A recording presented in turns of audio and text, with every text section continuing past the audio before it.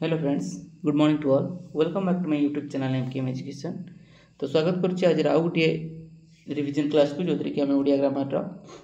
Revision class 10 को आलोचना करवा। तो या पूर्व आम प्रैक्टिस क्लास 50 टी एवं रिविजन क्लास 9 टी आलोचना कर सारी।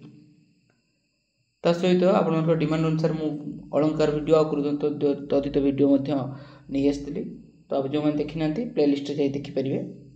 तो चलते आज क्लास को आरंभ करवा। ता पूर्व कही रखे कि जो मैंने आम चैनल टी सब्सक्राइब करना दयाकर चैनल टी सब्सक्राइब करने। आगामी एग्जाम मुझे ओडिया ग्रामर उपर जहाँ भी आपंकर डाउट अच्छी सब क्लीयर करने चेष्टा करी। ठीक अच्छे, चलते आज क्लास टी आरंभ करवा। बेसी समय नेबिनी, आपण मैंने वीडियो को पॉज करेंगे ना जदि न आसूँ बुझापी चेष्टा करेंगे पॉज करके। जदि पॉज न कले ताले आपण मैंने 2x मोड देखिपारे। ठीक अच्छे सॉरी। तो आज प्रथम प्रश्न कौन अच्छे देखु। काली ठारू लगातार वर्षा लगी रही जे छाड़ा को ना धरुनी, यह क्यों प्रकार अवयव पचार। लगातार जब देखिए लगातार क्यों प्रकार अवयव। ठीक अच्छे, लगातार पदान्वयी अवयव, विपसार्थक अवयव, हेतुबोधक अवयव, सादृश्यबोधक अवयव। जदि आम देखा जे लगातार आम जानते लगातार होगला, लाग लाग होगला, मुहुर्मुहु होगला, ये सब कौ प्रकार अवयर उदाहरण देवे। ये सब आमर हो विपसार्थक। ठीक अच्छे, लगातार, थर को थर, मुहुर्मुहु, बारंबार, आहुरी आहुरी। तो ये सब हूँ आमर विपसार्थक अवयर उदाहरण। ठीक अच्छे, जीवा नेक्स्ट। भाज्य जदि देखिए आम भाज्य एठार क्यों प्रत्यय जोग होती। देखो भाज्य कहले य प्रत्यय, ज प्रत्यय, ज्य प्रत्यय कि तत्प्रत्यय। तो देखिए आम कृदंत तदितर मुझे सिलेक्शन एमसीक्यूज नहीं आसती। तो से मिनिमम 50-100 पूरा इंपोर्टेंट क्वेश्चन को आलोचना करी। तो आपने से वीडियो जो मैंने देखी ना मुझे डिस्क्रिप्शन में लिंक दे देखने बहुत हेल्पफुल रहा से एग्जाम कृदंत तदित सब लेखिकी मन रखा चेष्टा करेंगे। तो भाज्य जदि तार प्रकृति प्रत्यय करवा तो भज सहित जिते भज धातु सहित य प्रत्यय जोग कले आम भाज्य हुए। ठीक अच्छे, तो य प्रत्यय आम सठिक आंसर हो। नेक्स्ट। बाटोईटी चाली चाली हालिया होगला एवं रास्तार पड़गला। रास्तार पड़गला एवं हालिया होगला दुईटी समाप्य क्रिया कौन है आमर अवय पद द्वारा जोड़ी होती। तेणु आम कौन कहवा ना यौगिक वाक्य बोली कहवा। ठीक अच्छे, तो आम यौगिक वाक्य बोली कहवा। अति सहज प्रश्न। जीवा लेखालेख गुरु प्रश्न आसी देखु। बुढ़ा कवि लेखक किए? गोपीनाथ महांती, फकीरमोहन सेनापति, गोपाल चंद्र प्रहराज, भीम भोई। आपड़ जानते बुढ़ा कवि ये हूँ गोपीनाथ महांती लेखा। गोपीनाथ महांती लेखा मुझे सब आलोचना करी। गोपीनाथ महांती, फकीरमोहन सेनापति, उपेन्द्र भंज ये लेखा को अधिक पढ़ी जाइए। ठीक अच्छे, जीवा नेक्स्ट। मानव जीवन राज्य मनोनरपति न्याय देव जे राज्यर उपयुक्त मंत्री। बुद्धि विवेचना धृति राजसभासद व्यवस्था दियंती जही नहेब आसद। ज्ञानेन्द्रिय पंच तही राज परिजन परजा अटंती मात्र कर्मेन्द्रियगण। यह क्यों प्रकार रूपक अलंकार बोली पचार। देखो आपण मैंने अलंकार रे आपको कही जे अलंकार रिसेंटली मु 2 दिन तले अलंकार गोटे क्लास आनी जो कि 75टी प्रश्न को आलोचना करी। आउ 75टी बाहर आपर प्रश्न आसबार चान्स ही ना। जो 2-3टी अलंकार प्रश्न आसो ये 75टी ही आसो। जो मैंने देखी ना मुझे डिस्क्रिप्शन में लिंक देती से देखी नियंतु आ तार कीवर्ड गुड़ी को पूरा लेखिकी प्रैक्टिस करूँ। तो ये आपने कहे जे मु उपयुक्त मंत्री कीवर्ड देती। ठीक अच्छे, उपयुक्त मंत्री देती आम कीवर्ड ये जो उपयुक्त मंत्री कीवर्ड आप कहे यहाँ जानवे रूपक अलंकार ये क्यों रूपक मत कीवर्ड मध्यम जो मैंने लिखि मत निश्चय कमेंट में जनइबे। ठीक अच्छे, यहाँ क्यों प्रकार रूपक परम्परित रूपक, सांग रूपक, निरंग रूपक कि माल रूपक। ठीक अच्छे, मुझे उत्तरटा कहूनी कारण मत देखार अच्छे कि केते जन से कीवर्ड को लिखी। तो उल्हाइला हांडी शीतल, उल्हाइला हांडी शीतल यह लोकमानर अर्थ कौन? चतुर लोक को बोका अनुसरण करवा, बेसी चाहिए लोक को कम देवा, अभिज्ञता ही प्रकृत शिक्षक, कार्य सरीगले तार गुरुत्व कमिज। कार्य सरीगले तार गुरुत्व सब कमिज। ये तो आम जो बाहागर पर बेदी मुह पोड़ा अभिज्ञतारू प्रकृत शिक्षा ये हम ना। चतुर लोक को बोका अनुसरण करवा ये नुहे। तो उल्हाइला हांडी शीतल अर्थ बेसी चाहूवा लोक को कम देवा। ठीक अच्छे, बेसी चाहूवा लोक को कम देवा उल्लाइला हांडी शीतल बेसी चाहूवा लोक को कम देवा ठीक अच्छे ये क्रॉस चेक करेंगे। नेक्स्ट हूँ केउटी ठीक कालंदी स्पेलिंग कही तो कालिंदी कालंदी कालिंदी कि कालंदी तो कालंदी स्पेलिंग सब शुद्धि अशुद्धि को लेखिक मन रखापी कहे कि कालिंदी स्पेलिंग हूँ मन रखिए हर्षईकार तापर हूँ दीर्घईकार कालिंदी ठीक है कालंदी हुए ना कालिंदी हुए तो ऑप्शन ए हो सठिक आंसर। जो नेक्स्ट शब्द तरंग क्यों समास शब्द तरंग तत्पुरुष समास कर्मधारय समास द्वंद्व ना दिगु जदि आम देखा शब्द तरंग शब्द रु तरंग ठीक अच्छे शब्द रु जात तरंग आम कहते शब्द रु जात तरंग आम कहते शब्द तरंग तो सठिक आंसर कौन होमर तत्पुरुष समास ठीक अच्छे पंचम आमर शब्द रु जात तरंग सॉरी भूल कहली शब्द रु जात तरंग तो ये आमर मध्य पदरूपी कर्मधारय समास कहीं ना शब्द आउ तरंग दुईटी विशेष पद रही तेणु शब्द रु जात तरंग आमर होगा शब्द तरंग तेणु मध्य पदरूपी कर्मधारय ठीक अच्छे मध्य पदरूपी कर्मधारय यह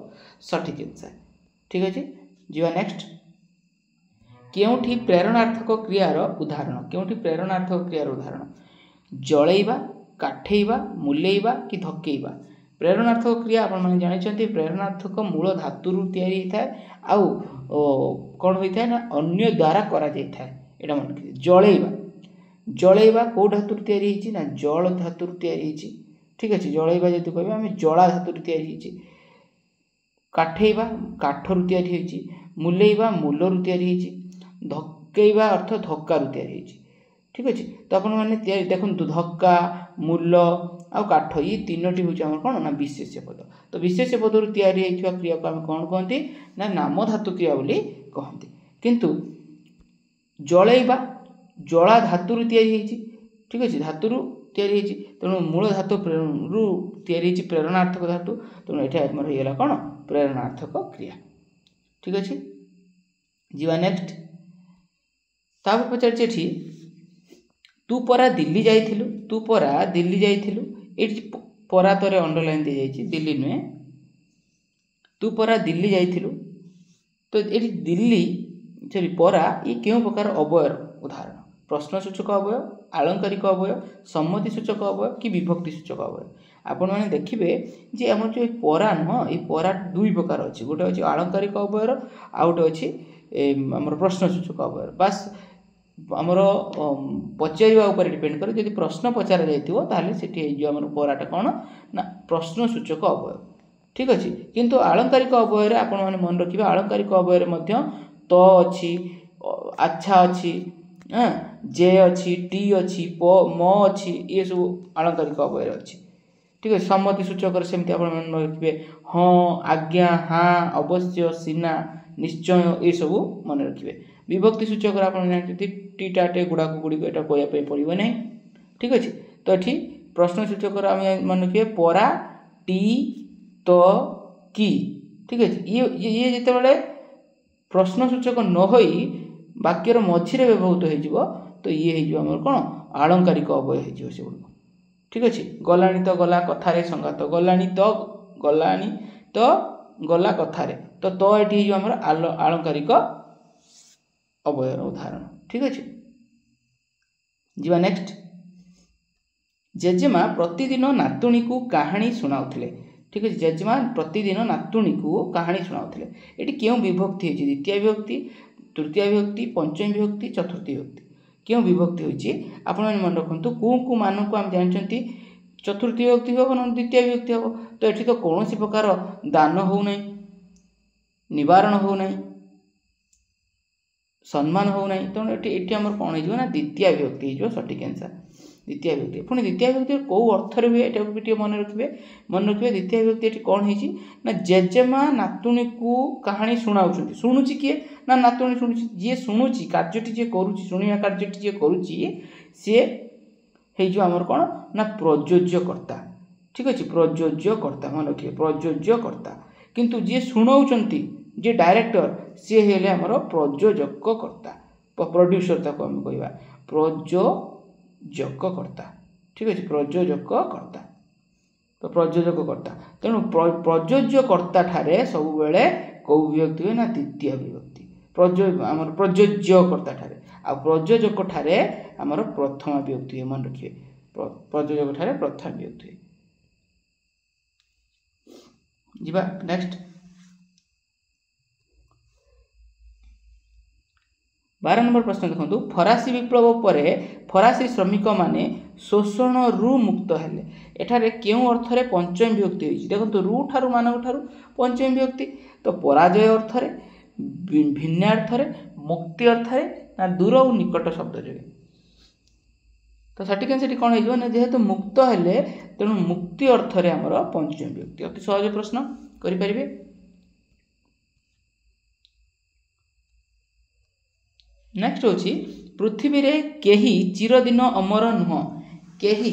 चिरदिन अमर नुह पृथ्वी रे जो केहीटा कहिछि एटा केउ प्रकार कारक बोली पचारछि कर्ता कारक कर्म कारक करण कारक कि अपादान कारक तो सठिक आंसर टी कोन हेजिवो पृथ्वी रे केही ई जो केही कहले कोन ना आपण माने कहि परिबे राम साम दाम एक्स वाई जेड जहा पई भी व्यवहार करि परिबे तो ये केहीटी कौन है ना सर्वनाम पद होइछि आमे जानि छथि जे वाक्य रे गोटे विशेष पद किंबा सर्वनाम पद कर्ता रूप में कार्य करि परिबो तेनु एठी केही हे गला हमर कोन जेहेतु कर्ता तेनु कर्ता ठारे हमर कोन प्रथम विभक्ति आ कर्ता कारक हो ठीक अछि मन रख परले बुझियला जीवा नेक्स्ट कहूथिवा लोक कहिबे मात्र तुमे शुण नाही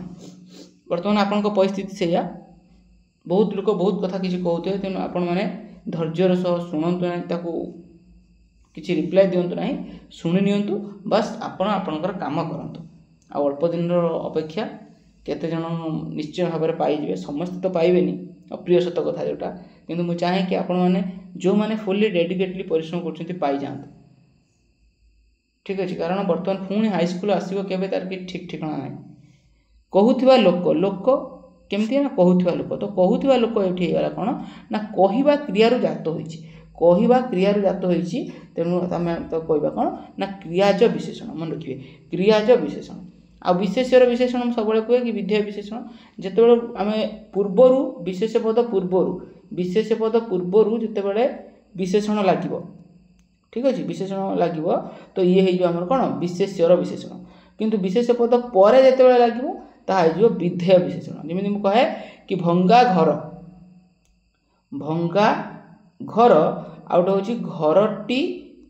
भंगा एटा बहुत थर कंफ्यूज कराए समस्त को कंफ्यूज कराए इवन मु भी भूल करछि बहुत थर तो घर भंगा घर तो ये विशेष पद हो गला कोन हमर घर तो विशेषण पद हो गला हमर भंगा तो ये विशेष पद पूर्व लगी ये विशेष्यर विशेषण आ घर विशेष पद पर लगी भंगा शब्दटी विशेषण पदटी तो ये विधेय विशेषण यहाँ को मन रखिए आउटे अच्छी आपर ये देखु परिमाणवाचक विशेषण मुझे कही परिमाणवाचक गोटे परिमाण को सूचाऊ ठीक अच्छे क्वांटिटी को सूचाऊ आपण मैंने सी जो 12 हाथी खंडा कथा कही 12 हाथी गामुछा कथा कही 12 हाथी तो 12 हाथी गामुछा तो गामुछार परिमाण हूँ कौन ना 12 हाथी ये 12 शब्द शुणिकी कहीं संख्यावाचक कर कारण ना 12 हाथी अर्थ गामुछार परिमाण हूँ 12 हाथ गामुछार परिमाण अर्थ मुझे गामुछा को मापिले 12 हाथ है मो पाई 12 हाथ है आपण मानक 12 हाथ हम कि आपण कुनी सान भाई कि सान भूणीर हाथ में 12 हाथ हम बोली किसी ग्यारेंटी नहीं हत अधिका हो पाए तेणु गोटे निर्दिष्ट परिमाण को सूचाइवाई आम 12 हाथ बोली नेले आ संख्या जदि होता जदि आम 12 कही था तो 12 भैल्यू मो पाई जहाँ आपण मानी ताहा एवं आपण भाई भौणी मानी ताहा होता ठीक अच्छे तो भैल्यू समस्त पाखर सामान होता संख्यार भैल्यूटा सामान होता मात्र जो यही संख्यार भैल्यू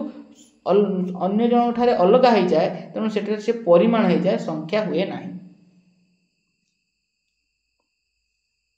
जीवा केउठी अकर्मक क्रियार उदाहरण अकर्मक क्रिया देखो अकर्मक क्रिया जो क्रियार कर्म नथिबो आपण प्रत्येक क्रिया को लेकिन गोटे सेंटेंस मेकिंग करेंगे तापर देखिए आपण मैंने जानीपर एटा कर्म हो पारिबो कि नहीं हो पारिबो ठीक अच्छे तो हाणिबा शिखिबा कांदिबा कहिबा मु कहबी कहिबा अर्थ पिलाटी सत कहूची तो कौन कहूची ना सत कहूची कर्म पाईगले ठीक अच्छे तेणु ये आमर सकर्मक क्रिया ठीक अच्छे आउ से आज नाच शिखा जाइए कौन शिखापी जाइए ना नाच शिखापी जाइए बा से नाच शिखुची से चित्रांकन शिखुची तो ये आम जानले आमर कर्म पाईगले ठीक अच्छे लोकटी गछ हाणुची कौन हाणुची ना गछ हाणुची ठीक है लोकटी गछ हाणुची तो ये प्रत्येक आम कर्म पाइले किंतु कांदिबा कहले से जोर कांदुची तो कांदिबा क्रियार कर्म नाही तेणु ये गला हमर कौन अकर्मक कई जने भौणी सकर्मक और अकर्मकर डाउट क्लियर पचारते कि सर अकर्मक और सकर्मकर डाउट रोची तो आपण माने जेते अकर्मक और सकर्मक क्रिया एमती वर्ड रे देथिबो सेंटेंस रे देथिले तो आपण धरि परिबे बट वर्ड रे देथिले कोन करिवे ना तार ट्रिक होची केवल गोटे गोटे वाक्य गठन करिवे आपण मन अनुसार गोटे वाक्य गठन करेंगे से वाक्य रे कौन आउ क्या लगे प्रश्न करेंगे यदि कर्म पाईगले ताहले सकर्मक यदि कर्म न पाइले ताहा होची अकर्मक जीवा नेक्स्ट 16 नंबर प्रश्न जथा तथा करी कार्यटी को करिदेले गला ठीक अच्छे यह क्यों प्रकार अवय बोली पची जथा तथा ठीक अच्छे जथा तथा करिकी कार्यटी को करदेवा जथा तथा कहले आम जानते ये हूँ पदान्वयी पदविकारी ना अलंकारिक ना सम्मति सूचक जथा तथा कहले ये हो जाए कौन ना पदविकारी ठीक अच्छे पदविकारी अवय जमी जमी फमी पिला जिला हाँ तो ये जो आमर कौन ना जुग्म शब्द थी अपोजिट शब्द थी जुग्म शब्द थी तेणु ये हूँ पदविकारी अवय जीवा नेक्स्ट पुणी अलंकार प्रश्न आसी अलंकार रे मु कहूँ आपको जहाँ भी अलंकार पाई आपको प्रिपेरेसन करई तो सेति ही पढ़ी जातु अलंकार रे आपण अलंकार गोटे भी क्वेश्चन भूल हम ना ठीक अच्छे जो कीवर्ड गुड़ी को आपको कही कम समय भितर कीवर्ड गुड़ी को परस्पर सहित आलोचना करूँ कीवर्ड गुड़ी को पूरा प्रैक्टिस कर दिंतु लेखिकी बारंबार मन रखी दिंतु जमती अलंकार गोटे क्वेश्चन भूल न हुए जीवा ठीक तो कलुष पंके मुहि केड़े मलिन केमंत सरी तोर हेबी नलिन तो ये सठिक आंसर कौन हो ना कलुष पंक मुझे कीवर्ड ये हूँ आमर रूपक अलंकार बस मत कहे ये क्यों प्रकार रूपक सांग निरंग परंपरित कि माल रूपक ठीक अच्छे जीवा नेक्स्ट दमयंती विलास कहार लेखा अटे जगन्नाथ दास लेखा उपेन्द्र भंजकर लेखा फकीर मोहन गोपीनाथ महांती देखो विलास शब्द आसला ठीक अच्छे दमयंती विलास हाँ वैदेहिश विलास ये सब हूँ आमर कौन ना उपेन्द्र भंजकर लेखा विलास शब्द आसला माने उपेन्द्र भंज ठीक अच्छे जीवा नेक्स्ट पुणी आ गए प्रश्न आसी ब्रह्म निरूपण गीता कथा आसलो गोपीनाथ महांती भीम भोई गोपाल चंद्र प्रहलाद फकीर मोहन सेनापति तो ब्रह्म निरूपण गीता आमर भीम भोईंकर लेखा ठीक अच्छे लेखा लेखक पढ़ी जी मिनिमम 3 ରୁ 4 प्रश्न पड़ो लेखा लेखक कारण 45 मार्क क्वेश्चन कौ गोटे पार्ट रु प्रति पार्ट रु निहाती भाव में 3 टी 4 2 एमती प्रश्न उठो तेणु आपण मैंने पूरा भलसे प्रिपेयर होगी जो पार्ट रे आपण चेष्टा करेंगे लेखा लेखक पार्ट अलंकार पार्ट ये पार्ट गुड़ को भूल न करने ठीक अच्छे कारण आपण यही सब पार्ट रे पिला माने भूल करती आपन चेष्टा करते कि यही पार्ट गुड़ी को आपन ठीक करने तेज जाए आप प्लस रे रहिबे जोटी अन्य माने भूल करूछंती बा अन्य माने जोटी झुंटुछंती जदि आपन सेठी भल कले तो आपन सेठी प्लस रे रहिबे आगु को जिवे अधिका मार्क आनिबे ठीक अच्छे बाकी जोटा सहज अन्य मानक पई सेटा समस्त पई सहज आपन मानक पई सहज समस्त मार्क रखुथे आपन मार्क रखुथे जोटी समस्त झुंटिबे सेठी आपन माने अधिक परिश्रम करूँ भल मार्क रखापी जीवा नेक्स्ट कौची गर हाजिरी क्यों अर्थरे अव्यय भाव समास होइछि गर हाजिरी क्यों अर्थरे विपरीत अर्थरे अभाव अर्थरे पश्चात अर्थरे कि अनुसार अर्थरे गर हाजिरी कहले आम जानते गर हाजिरी कहले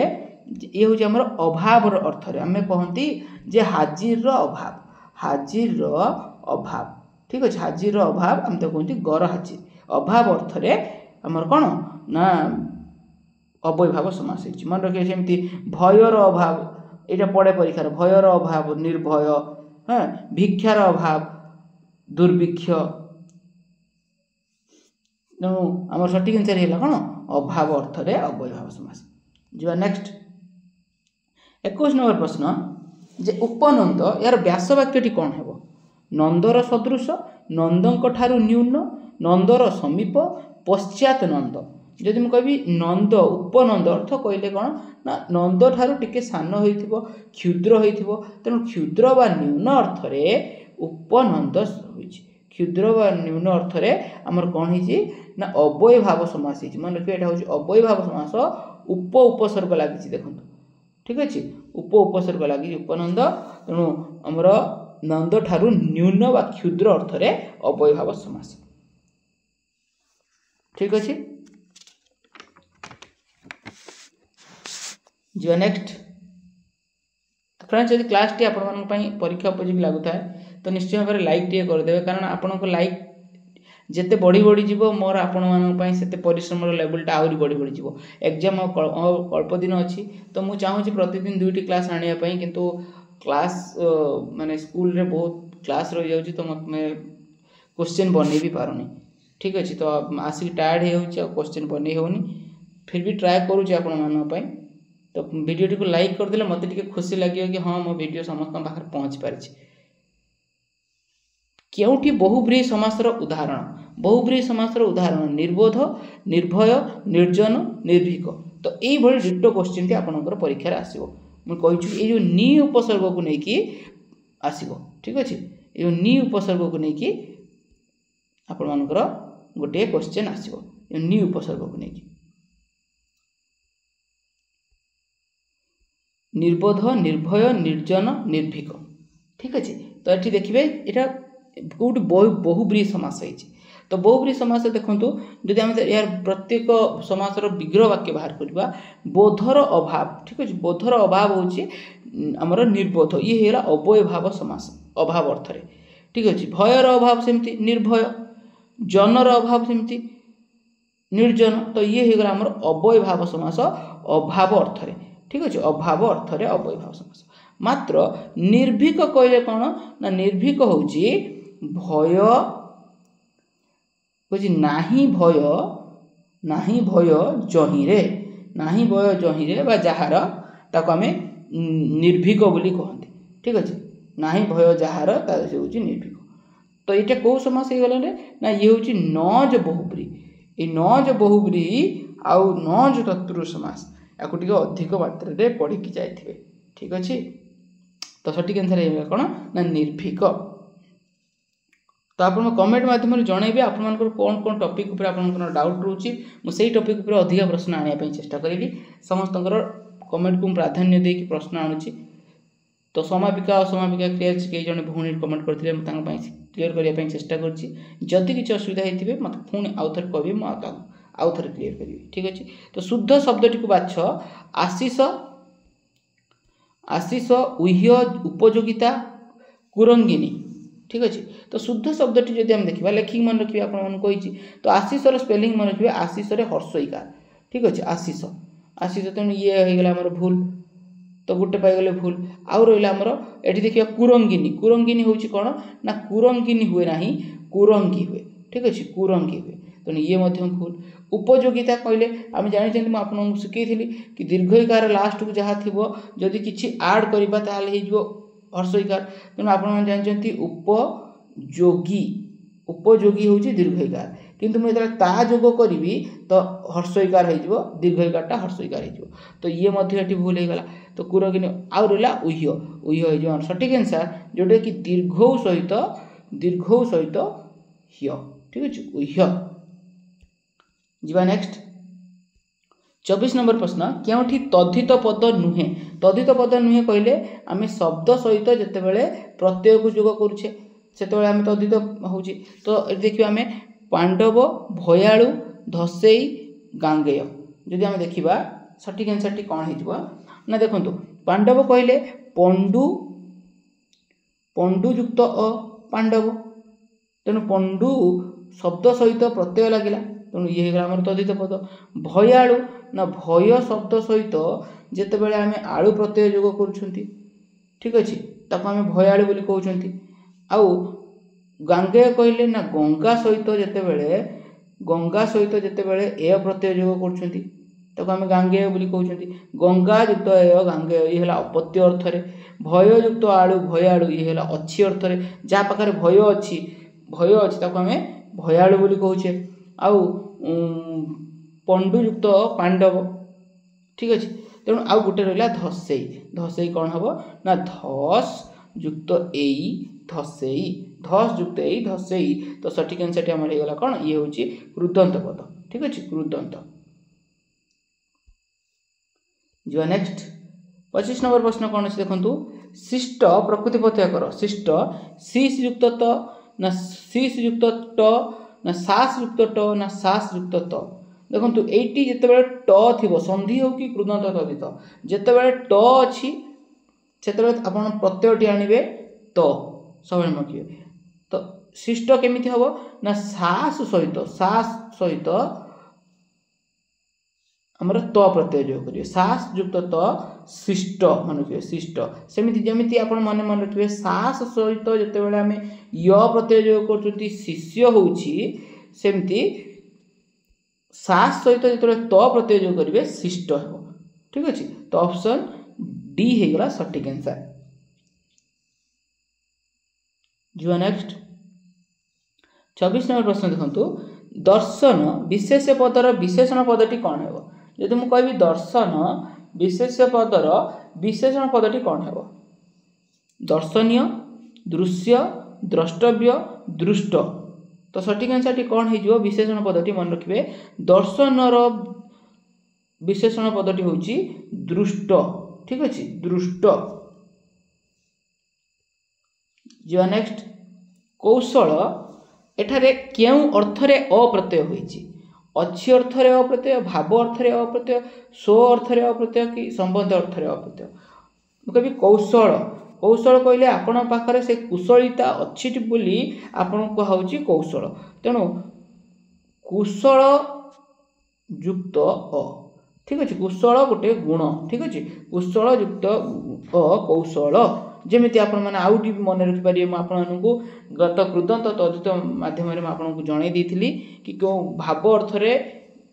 आपण मैंने कौन कौन पढ़े कहीदे आपको जो मैंने देखी ना से वीडियो देखी ने भाव कहले कौन ना गुण अवस्था आउ कर्म को बुझाए ठीक अच्छे आपण पाखे साधुता गुण अच्छी ठीक अच्छे तेणु साधु युक्त ता प्रत्यय कौन है ना साधुता तो ये मध्य भाव अर्थ रे ता प्रत्यय मन रखिए ठीक है आप सौरभ सुरभि सुरभि युक्त अ कौन हो ना सौरभ ये मध्य आमर भाव अर्थ रे पंडित युक्त अ पांडित्य पंडित युक्त य आमर होगा पांडित्य पांडित्य गोटे गुण तो भाव अर्थ रे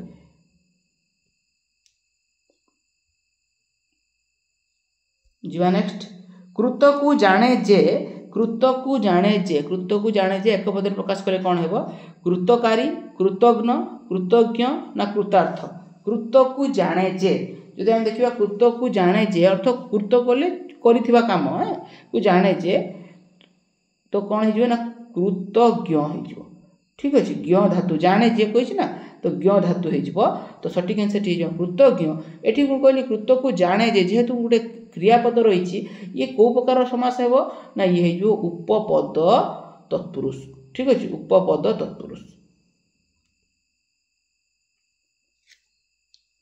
नेक्स्ट 29 नंबर कौन अच्छी क्योंटी उपपद तत्पुरुष समास उदाहरण अटे उपपद तत्पुरुष कहले गोटे क्रियापद थी मझे सब कही उपपद तत्पुरुष गोटे क्रियापद थी अल्पाहारी जलयात्रा कंठे काल ना धनमानी यदि यार विग्रह वाक्य प्रत्येक समाज विग्रह वाक्य मुझे कहबी केवल शुणी शुणी मन रखिए लेखि लेखि मन रखिए गोटे जिते क्लास कर गोटे कॉपी रखु रखिकी किसी ना गारे दिखाँ जहाँ भी किसी एक्सट्रा मिलूँ ना गारे दिखाँ टे तो धनमानी जदि आम देखा ना धनमानी कहले धन जे धनी से मानी ठीक अच्छे ताको आम कहते धनमानी तो धनी आ मानी ये जो अच्छे आम कौन ना विशेषण आ विशेषण तेणु ये जाऊँगी कौन कर्मधारय समास तो उपपद तत्पुरुष समास कही ये हेनी तापर देखो कंठे काल कहले आम जानते कंठे काल ଯାହାଙ୍କର କଣ୍ଠେ କାଳ ଯାହାଙ୍କର ତ ଆମେ କଣ୍ଠେ କହିଲେ କଣ୍ଠରେ କାଳେ କାଳ କହିଲେ ବିଷ ଯାହାଙ୍କର ମାନେ ଶିବଙ୍କର ଅଛି ତାକୁ ଆମେ କଣ୍ଠେ କାଳ କହୁଛୁ ମାନେ ଶିବଙ୍କର କଣ୍ଠରେ ବିଷ ଅଛି ତେଣୁ କଣ୍ଠେ କାଳ ଇଏ ହେଇଗଲା ଆମର କ'ଣ ଯେହେତୁ ଆମର ବିଭକ୍ତି ଚିହ୍ନ ଲୋପ ପାଇଲା ନାହିଁ କଣ୍ଠେ କାଳରେ ତେଣୁ ଇଏ ହେଇଗଲା ଆମର କ'ଣ ଅଲୁକ ସମାସ। ଜଳଯାତ୍ରା କ'ଣ ମୁଁ କହିବି ଜଳରେ ଯାତ୍ରା କରୁଥିବା ଲୋକ ଅର୍ଥାତ୍ ଜଳଯାତ୍ରା ତ ଜଳରେ ଯାତ୍ରା ତ ଜଳରେ ଯାତ୍ରା ଆମର କ'ଣ ହେଇଗଲା ସପ୍ତମୀ ତତ୍ପୁରୁଷ ହେଇଗଲା ସପ୍ତମୀ ତତ୍ପୁରୁଷ ତ ଇଏ ମଧ୍ୟ ଗଲା ତ ବାକି ରହିଲା କିଏ ନା ଅଳ୍ପାହାରୀ ଅଳ୍ପାହାରୀ କହିଲେ ନା ଅଳ୍ପ ଆହାର କରେ ଯେ ତାକୁ ଆମେ ଅଳ୍ପ ଆହାରୀ କହନ୍ତି ତେଣୁ ଇଏ ହେଇଗଲା ଆମର ଉପପଦ ତତ୍ପୁରୁଷ। ଠିକ ଅଛି 30 ନମ୍ବର ପ୍ରଶ୍ନ ଦେଖିବା ନିସ୍ତେଜ ସନ୍ଧି କଲେ କ'ଣ ହେବ ନିସ୍ତେଜ ନି ଯୁକ୍ତ ତେଜ ନି ଯୁକ୍ତ ତେଜ ନି ଯୁକ୍ତ ତେଜସ୍ ନା ନିର୍ ଯୁକ୍ତ ତେଜ ଯଦି ଦେଖିବା ଆମେ ନିସ୍ତେଜରେ ତ ସନ୍ଧିଟି କ'ଣ ହେବ ନି ଯୁକ୍ତ ତେଜ ନିସ୍ତେଜ। ଠିକ ଅଛି ବିସର୍ଗ ସନ୍ଧିକୁ ଟିକେ ଅଧିକ ପଢ଼ିକି ଯିବେ ବିସର୍ଗ ସନ୍ଧିରୁ ପ୍ରଶ୍ନ ଆସିବ। ପରବର୍ତ୍ତୀ ପ୍ରଶ୍ନ ଦେଖନ୍ତୁ ଶ୍ଵେତାଙ୍ଗ ଚଢ଼େଇ ଗୁହା ସମୁଦ୍ଗତ ନିରଭେଦୀ କିବା ଉଠେ ଐରାବତ କିବା ଆସିଗଲା ଏଠି